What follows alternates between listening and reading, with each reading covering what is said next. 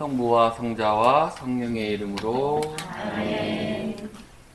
여섯째 달에 하느님께서는 가브리엘 천사를 갈릴레아 지방 나자렛이라는 고을로 보내시어 다윗 집안의 요셉이란 사람과 약혼한 처녀를 찾아가게 하셨다. 그 처녀의 이름은 마리아였다. 천사가 마리아의 집으로 들어가 말하였다. 은총이 가득한 이여 기뻐하여라. 주님께서 너와 함께 계신다. 이 말에 마리아는 몹시 놀랐다. 그리고 이 인사말이 무슨 뜻인가 하고 곰곰이 생각하였다. 천사가 다시 마리아에게 말하였다. 두려워하지 마라 마리아야. 너는 하느님의 총애를 받았다. 보라, 이제 네가 잉태하여 아들을 낳을 터이니 그 이름을 예수라 하여라. 그분께서는 큰 인물이 되시고 지극히 높으신 분의 아드님이라 불리실 것이다. 주 하느님께서 그분의 조상 다윗 왕자를 그분께 주시어 그분께서 야곱 집안을 영원히 다스리시리니 그분의 나라는 끝이 없을 것이다. 마리아가 천사에게 저는 남자를 알지 못하는데 어떻게 그런 일이 있을 수 있겠습니까? 하고 말하자 천사가 마리아에게 대답하였다. 성령께서 너에게 내려오시고 지극히 높으신 분의 힘이 너를 덮을 것이다. 그러므로 태어날 아기는 거룩하신 분 하느님의 아드님이라고 불릴 것이다. 네 친척 엘리사벳을 보아라. 그 늙은 나이에도 아들을 잉태하였다. 아이를 못 낳는 여자라고 불리던 그가 임신한 지 6달이 되었다. 하느님께는 불가능한 일이 없다. 마리아가 말하였다. 보십시오. 저는 주님의 종입니다. 말씀하신 대로 저에게 이루어지기를 바랍니다. 그러자 천사는 마리아에게서 떠나갔다. 주님의 말씀입니다. 그리스도님 감사합니다. 사랑이신 하느님, 저희를 사랑하시는 하느님, 이 아침을 열어주심에 감사드립니다. 매일 맞이하는 아침이지만 오늘은 조금 더 특별합니다. 당신께서 주시는 그 사랑을 느껴 제가 변화했기 때문입니다. 당신을 만난 사람으로 그 기쁨이 얼마나 큰지 느끼며 살아가고 있습니다. 또한 이 기쁨이 계속되지 않을 거라는 것도 잘 알고 있습니다. 하지만 이 기쁨이 앞으로도 계속 이어질 거라 희망합니다. 저를 끊임없이 변화시켜 주시어 그 기쁨 속에서 당신을 만날 때까지 살아갈 수 있도록 해주십시오. 이 모든 것 우리 주 예수 그리스도를 통하여 비나이다. 아멘. 성부와 성자와 성령의 이름으로 아멘. 마지막 강의입니다. 아쉽지 않으시죠? 아쉬워요. 그럼 부강의도 하겠습니다. 미국 오기 전에 아버님이 몸이 좀 안 좋으셨어요.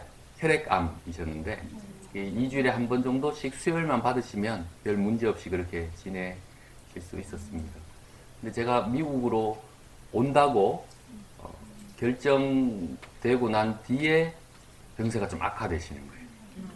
그래서 고민을 좀 많이 했습니다.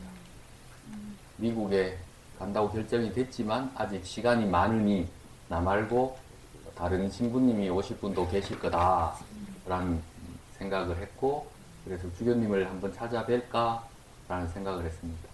그러다가 제가 공동사제관에 살았는데 제 옆방에 선배 신부님, 그 신부님하고 저녁에 와인을 한잔 하면서 이런저런 제 고민을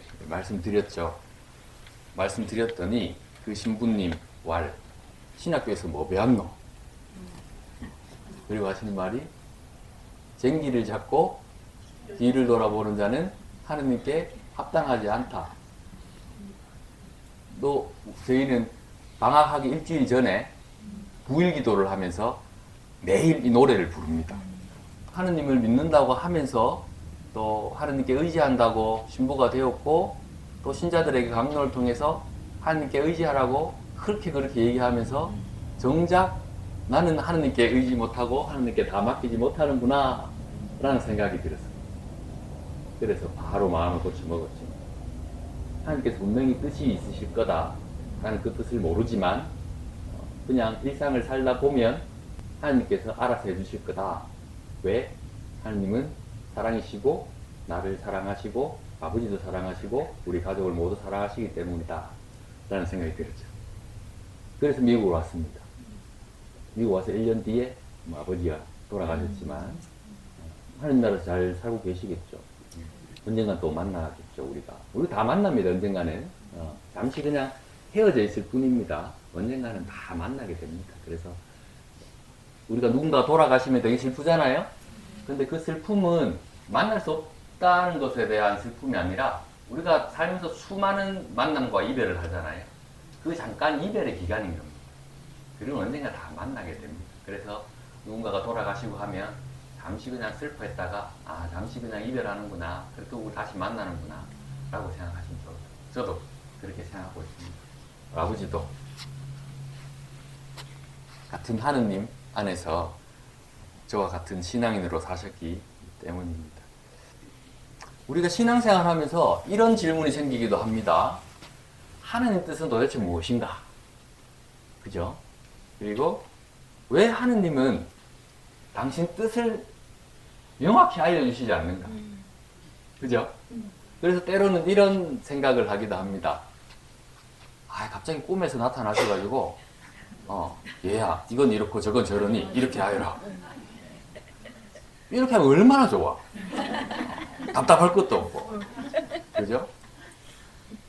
하느님은 전지전능하신 분이시잖아요. 그거 못 하실까? 하실 수 있습니다.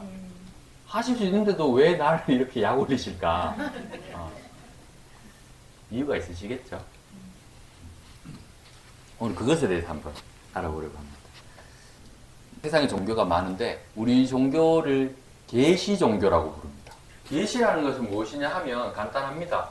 지금 밖에 잘 안 보이시죠? 희미하게 보이죠. 근데 이걸 이렇게 하면 조금 잘 보입니다. 그리고 이걸 완전히 이렇게 열어 제끼면 잘 보입니다. 계시라는 것은 이런 겁니다. 열어서 보여주다. 이런 뜻이 있는 겁니다. 계시 종교는 하느님께서 우리에게 당신을 열어서 보여주실 때 우리는 하느님을 알 수 있고 또 하느님의 그 사랑을 느낄 수 있다라고 고백하는 겁니다. 하느님께서 우리에게 당신을 보여주지 않으셨으면 우리는 그분을 알 수가 없죠. 근데 하느님께서는 이미 우리에게 보여주셨습니다. 구약을 통해서 당신이 누구신지 보여주셨고 또 당신을 보여주신 가장 큰 사건, 구약을 통해서 아무리 예언자들을 보내고 해도 예언자들 입을 통해서 이스라엘에게 전달해도 알아듣질 못하는 거예요. 당신을 열어 제껴도 알아듣질 못하는 거예요. 그래서 당신이 선택한 최후의 방법, 직접 내려가자. 직접 내려오신 분이 예수님. 내려오신 것도 그냥 내려오신 게 아니에요. 어떻게 내려오셨다? 우리하고 똑같은 모습. 지나가는 개미가 있습니다. 개미가 있는데 내가 개미한테 아무리 그쪽으로 가면 안 돼. 그쪽으로 가면 안 돼. 얘기하면 개미 그쪽으로 안 갑니까? 아닙니다. 이 개미가 저쪽으로 가면 자기 동료하고 떨어져서 죽을 수도 있어. 혼자 외톨이가 돼가지고. 그쪽으로 가면 안 돼. 이쪽으로 가. 아무리 얘기해도 안 되는 거예요. 집어가지고 이쪽으로 갖다 놔도 또 이쪽으로 가. 안 되는 거예요. 어떻게 돼? 그러면 이 개미를 이쪽으로 못 가면 내가 개미가 되는 거예요. 그래가지고 야 가지마. 글로 가면 안 되는데 안 된다. 그래도 안 돼.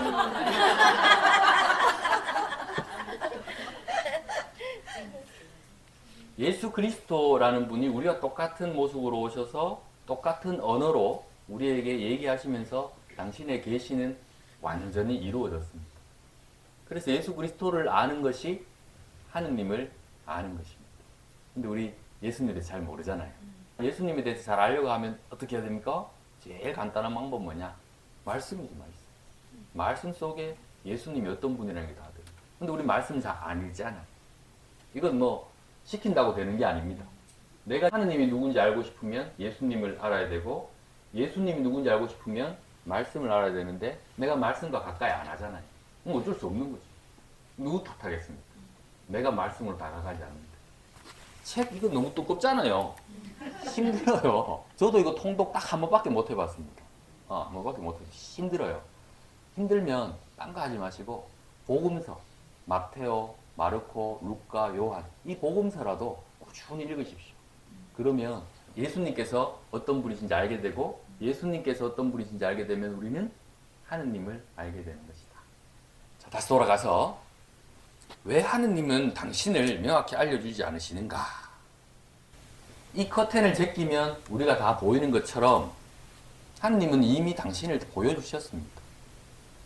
근데 우리는 왜 하느님 당신 뜻을 알지 못하는가? 얘가 적절한지는 모르겠습니다만은 이 커튼을 열어 제껴서 바깥이 보이도록 만들어 주셨습니다. 근데 내가 바깥을 안 보고 이쪽 보고 있어. 이쪽 보고 있으면 하나님이 아무리 당신을 보여주셔도 우리가 볼 수 없는 거예요. 조금 이따 다음 국왕이 사실 있습니다. 국왕이 은총 때 잠깐 말씀드릴 텐데 아무리 당신을 보여주실라 해도 우리가 뒤돌아서 있으면 밖을 볼 수가 없는 거예요. 호수 어제 말씀을 드렸는데 풍랑이 막 치고 있는 호수에 이만한 큰 돌을 던진다고 해도 물결이 일어나지 않습니다. 그 풍랑에 감춰져 버립니다. 근데 잔잔한 호수에는 조그마한 돌만 던져도 그 물결이 일어나거든요. 우리가 그런 상태가 돼야 됩니다. 그런 상태가 되었을 때 하느님이 당신의 뜻을 보여주실 때 우리는 알아들을 수 있는 겁니다. 근데 그런 상태가 되기가 참 힘들죠. 하지만 지금 여러분들하고는 이 대화가 통합니다. 왜? 여러분들은 지금 그런 상태시기 때문에. 그런 걸 느끼셨을지 모르겠지만 뭐 어제 지나고 오늘 아침에 혹시나 산책하실 때 풀잎 하나도 막 예뻐 보이고 싱그러워 보이고 뭐 이런 거 느껴보셨습니까? 있으시겠죠? 관상의 상태에 한번 들어간 적이 있습니다. 제가 딱 한 번. 저희들은 4학년 마치고 한 달 동안 그 한티성지라는 곳에 올라가서 대치목 피정을 합니다. 피정을 하는데 말씀과 함께 대치목 피정을 하는데 그 피정 안에서 정말 하느님을 만났어요. 그래서 관상의 상태에 이르는 거죠. 길게 가진 않았습니다. 하루 정도 갔는데 세상이 다르게 보여요. 말로 설명할 수 없습니다. 풀 한 폭이 또 돌 하나 다 아름다워 보여요. 이것이 천국이구나 라는 생각이 들 정도로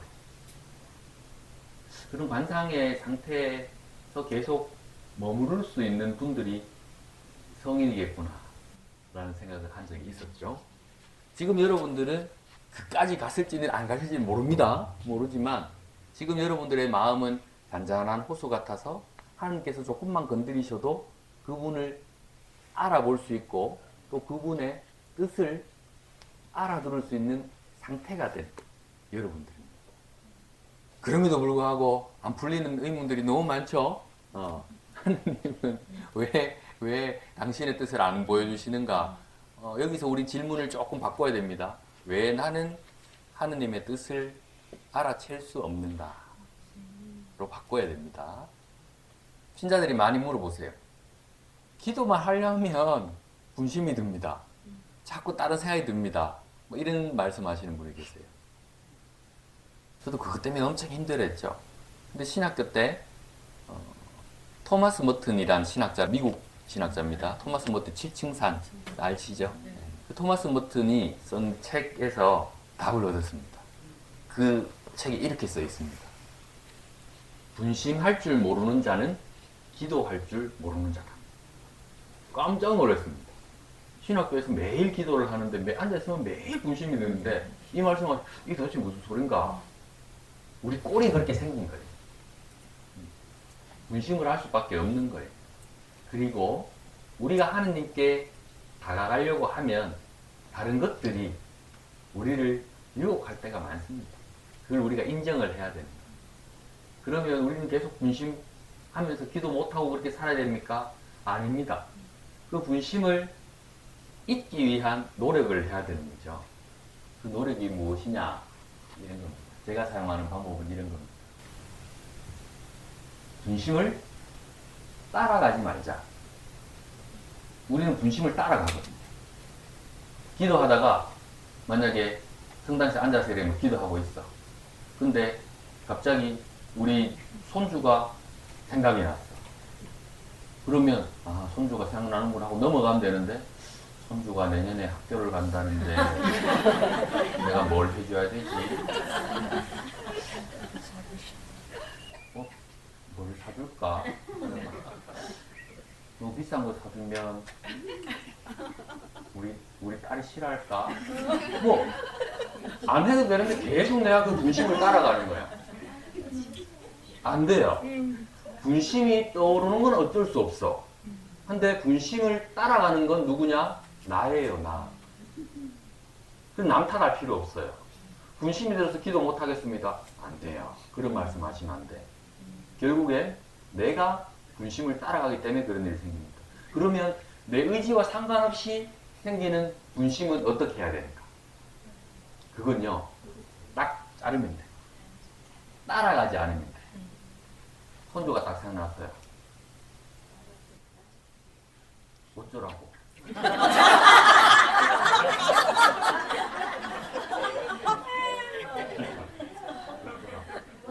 지금 내가 어떻게 할 수도 없는데 그걸 어쩌라고? 그리고는 딱 끊어버리고 그 다음에 딱 한마디만 하십시오. 하느님, 이거 당신께 봉헌합니다. 지금 저는 기도 시간입니다. 기도할 수 있게 해주십시오. 끝. 그렇게 하면 됩니다.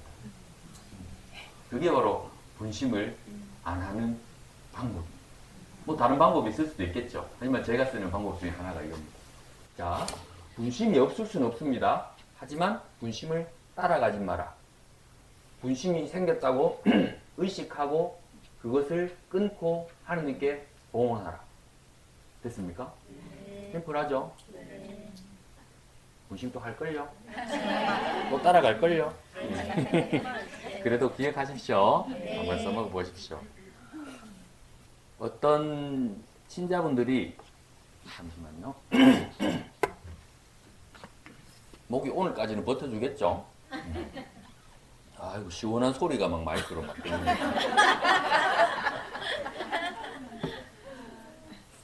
지금 여러분들 마음이 다 열렸습니다. 웃기지도 않은데 막 웃음이 나는 거예요. 어떤 신자분들이 이런 질문을 합니다. 하느님이 당신 뜻을 나에게 알려주시면 나는 그대로 살 자신 있는데 하느님은 왜 나에게 당신 뜻을 알려주지 않으시는가 명확히 그런 질문들을 많이 받아요. 그리고 오늘 아침 식탁에서도 그 질문을 받았습니다. 이런 질문들이 우리 신앙생활 앞에서 큰 걸림돌이 돼가지고 한 발짝도 앞으로 못 나게 만드는 경우가 많습니다. 근데 지금부터 드린 얘기는 조금 깊은 얘기니까 잘 들으셔야 돼요. 잘 들으셔야 돼요. 제가 영성이 깊은 사람은 알지만 영성적인 이야기입니다. 사랑에는 여러 방식이 있습니다. 여러 방식이 있는데 그 사랑 중에 절정, 끝판왕이 무엇이냐? 제가 생각할 때는 자유라고 생각합니다. 그 사람을 정말 사랑한다면 내가 인내하고 또 견디기 힘들어도 그 사람의 자유를 존중하고 있는 그대로 그 사람을 사랑해주는 것. 그게 진짜 사랑인 거예요. 대부분은 내 맘대로 하고 싶어 하거든요. 내 뜻대로 하고 싶어 하거든요. 여러분들도 자녀를 키워보셨지만 내 뜻대로 안 되면 속상하잖아. 그래서 끌고 와서 이렇게 저렇게 하고 내 뜻대로 그 사람을 하고 싶잖아요. 근데 우리는 그걸 또 때로는 사랑하는 거라고 생각할 수도 있잖아요. 근데 진짜 사랑한다면 이 존재 자체를 믿어주고 이 존재가 자기 의지로 자기 자유로 그렇게 살아갈 수 있고 올바르게 살아갈 수 있도록 그냥 기다려주고 그냥 서포트만 해줍니다. 근데 굳이 끌고 와가지고 니는 이렇게 살아야 돼. 저렇게 살아야 돼. 뭡니까? 로봇으로 만드는 거죠. 그 사람을 위하는 것이 아니라 결국 나를 위하는 거죠. 하나님께서 우리에게 주신 사랑 중에 가장 큰 사랑은 저는 자유라고 생각하고 자유의지라고 생각합니다. 그 자유의지라는 것 때문에 우리가 너무너무 힘들어할 수도 있죠. 그냥 하나님이 다 알아서 해주시면 되는데 왜 이렇게 나를 아프게 하는가? 그 심오한 하느님의 그 뜻까지는 모릅니다. 제가 이르는 답은 여기까지입니다. 하느님께서는 나를 너무너무 사랑하시고 세상을 너무너무 사랑하셔서 우리에게 자유를 주셨다. 그리고 그 자유를 바탕으로 당신께 오길 원하시고 기다리시고 인내하십니다. 모르겠습니다. 하는 뜻에 대해서 다른 무언가가 있을지는 모르겠지만 저의 영성은 여기까지입니다. 한번 묵상해 보시기 바랍니다. 조금 더 구체적으로 한번 들어가 볼까요? 그럼에도 불구하고 하느님의 뜻을 알아듣기 위해서는 우리는 어떤 노력이 필요한가에 대한 문제입니다. 하느님이 계시로서 당신을 열어주시고 보여주시는데 내가 이쪽으로 서 있다는 겁니다. 밖을 안 보고 하느님 뜻을 안 보고 그러면 내가 이렇게 몸을 돌려서 밖으로 보려는 그 노력은 도대체 무엇인가? 그 노력에 대해서 한번 얘기해 보겠습니다. 사실 이게 더 궁금하시죠? 첫 번째, 일상을 사는 겁니다. 그냥 사는 겁니다. 이건 이래서 그렇고 저건 저래서 그렇고 오지도 않은 미래에 대해서 계속 걱정하고 지나간 과거를 다시 또 내 삶으로 끌어들여 어떻게 할 수도 없으면서 그 과거를 되돌릴 수도 없으면서 그걸 끌고 와가지고 끊임없이 아파 자기를 휘격하는 거예요. 어떡할 건데 내가 어떡할 수도 없잖아. 과거를 어떻게 다시 되돌릴 수 있습니까? 재밌는 얘기 한번 할까요? 내 사진을 찍으면 왜 이렇게 나왔지? 너무 이상한데? 이런 사진 있죠? 왜 이렇게 나왔지? 이렇게 있는데 한 몇 년 지나고 그 사진을 다시 보세요. 그러면 우와 엄청 잘 나왔네. 예쁘네 라고 생각될 때가 있어요. 맞죠? 저만 경험한 게 아닐 겁니다. 무슨 말이냐? 지금이 내 인생에서 가장 좋을 때다. 가장 아름다울 때다. 그것을 받아들이기가 참 힘들죠.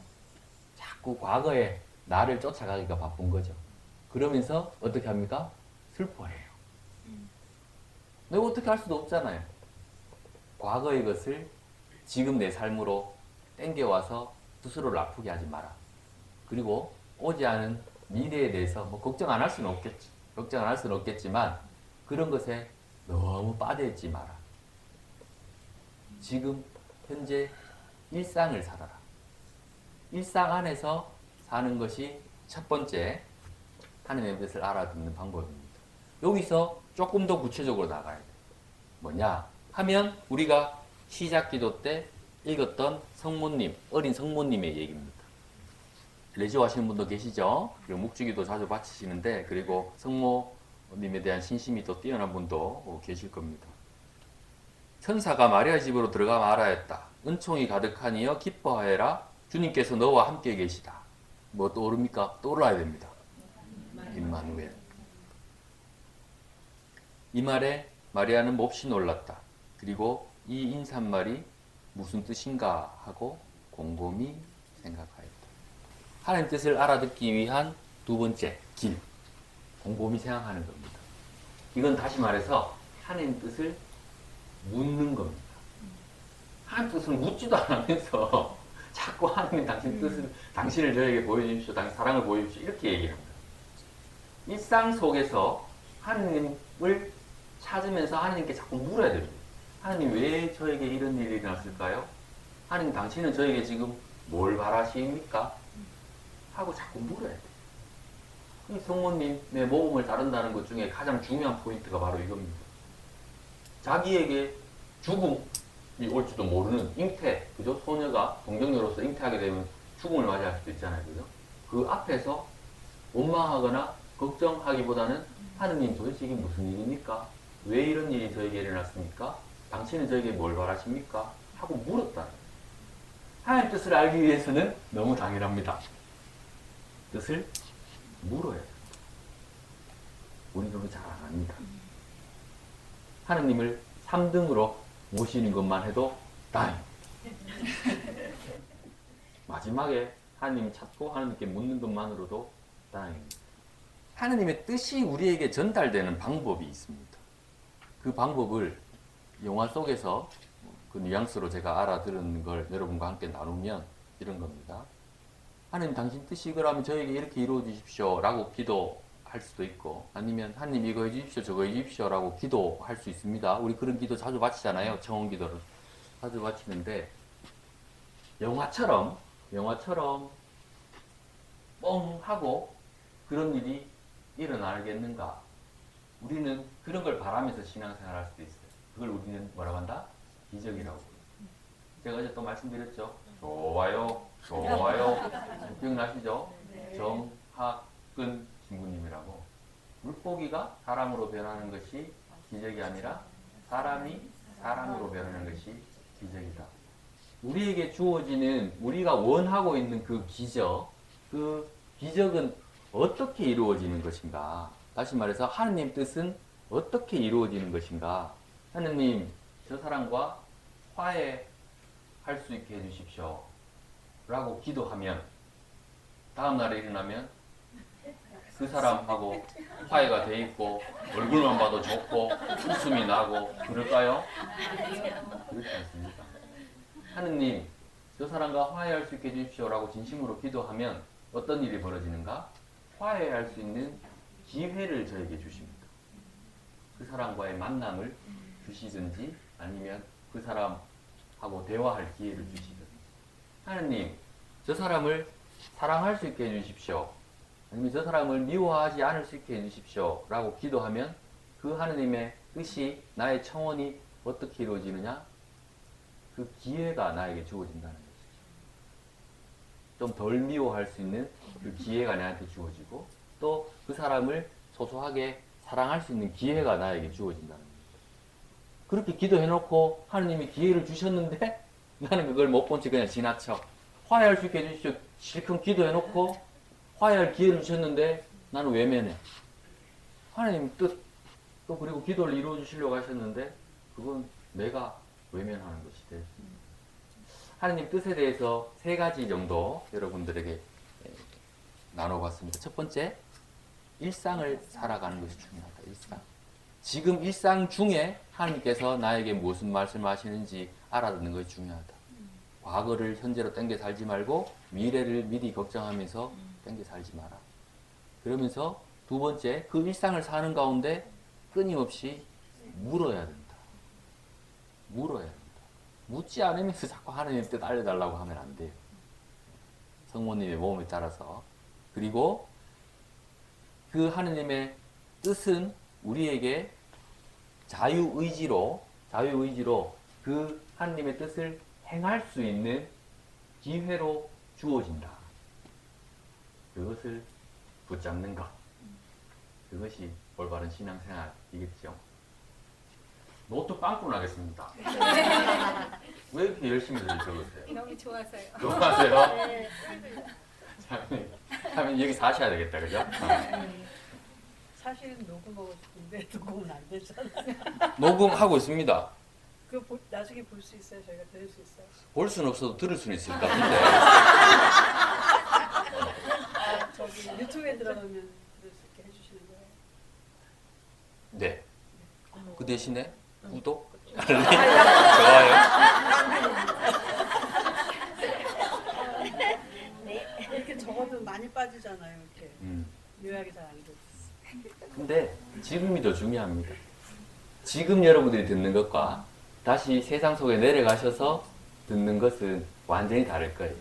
다른 느낌일 거예요. 노트하고 같이 들으면 너무 좋을 것 같아요. 그래요? 네, 좋습니다. 그렇게 해주시면 저도 너무 좋을 것 같습니다. 하나님께서 기뻐하실 것 같습니다. 저는 이 부분을 영적 민감성이라는 단어로 한번 정리해 봤습니다. 영적 민감성. 우리가 뭐에 대해서 자꾸 민감하게 반응하려고 하는 게 있잖아요. 그죠?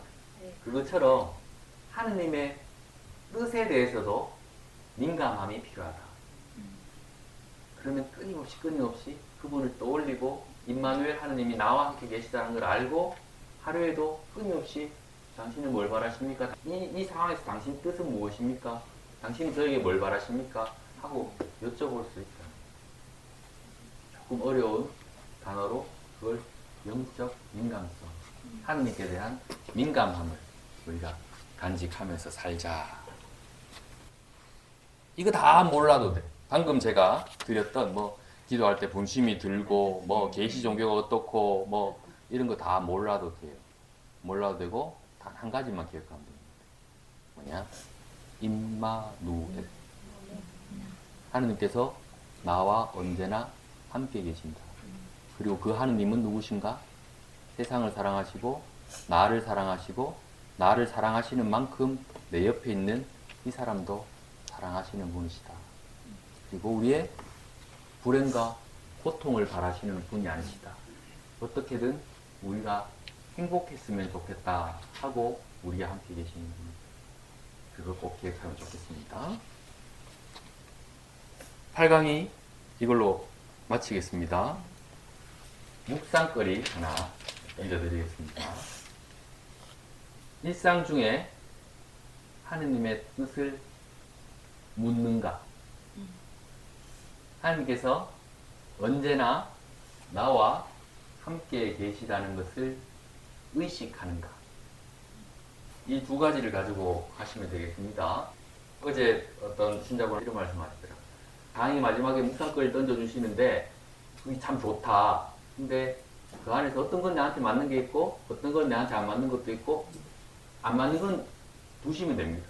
그냥 그 중에서 다 할 필요 없고 하나라도 붙잡아서 묵상할 수 있으면 참 좋을 것 같아요.